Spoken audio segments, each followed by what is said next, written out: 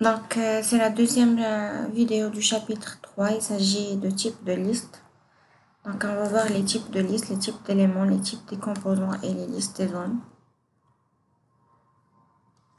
Donc, il existe trois types de listes. On a la liste des composants, les listes d'éléments et les listes de zones. On va commencer par la liste d'éléments. Donc, les listes d'éléments sont principalement utilisées pour créer des inventaires, des tableaux, ainsi que pour afficher les paramètres des éléments de construction d'un projet.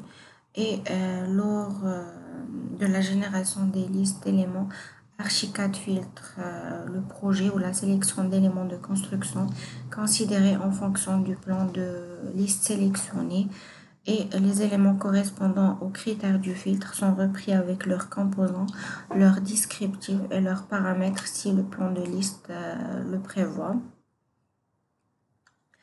Et le tableau suivant répertoire ou bien répertorie les types d'éléments, leur surface et ce que le volume représente pour chacun des types d'éléments. Comme vous le voyez ici, donc on a le mur, le poteau comme élément, le maillage, la zone, l'objet, la porte, la fenêtre. On a la surface, le volume.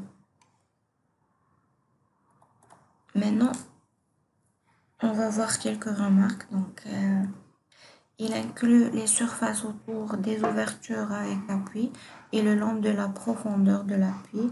Donc, référence veut dire le côté ligne de référence du mur et autre veut dire le côté opposé à la ligne de référence du mur.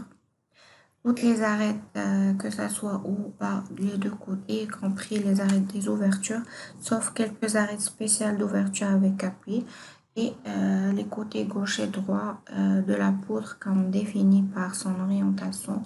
La longueur du côté gauche et droit de la poutre peut être différente lorsque la poutre est connectée à un mur à un angle non perpendiculaire. Maintenant, on va voir les listes des composants. Donc, une liste de composants est générée quand vous avec besoin d'une nomenclature, d'un métier ou d'une liste de prix. Et l'utilisateur typique de ces rapports totalise et affiche les propriétés de type composant. Toutefois, il est également possible de lister certains paramètres des éléments, comme vous le voyez ici. Donc, c'est un tableau récapitulatif des composants par code. Par exemple, on a le code clé, le nom, le base de données, l'unité de référence, la quantité. Donc, c'est juste un exemple de liste des composants. Et aussi, on trouve ici une démonstration de liste des composants. Donc, c'est une screen, un résultat. Maintenant, on va passer aux listes de zones. Donc, les listes de zones sont généralement utilisées pour créer des listes de pièces d'habitation et des tableaux de finition. Les listes de zones peuvent inclure les paramètres de zone et des éléments de construction. Et lorsque les éléments associés sont repris dans la liste, le rapport est en réalité une liste d'éléments dans laquelle la gamme des éléments calculés est limitée par les zones auxquelles ils appartiennent. Alors maintenant, on va voir la liste d'éléments et la liste des composants qu'on a vu dans le chapitre. Donc, c'est une petite démonstration.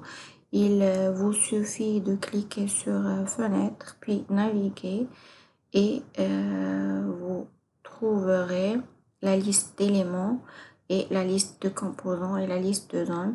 Par exemple, la liste d'éléments, on a le basique, on a par défaut, on a liste générale d'éléments, répertoire de fenêtres, liste générale d'éléments, et on a le CFC et le CFE comme vous le voyez.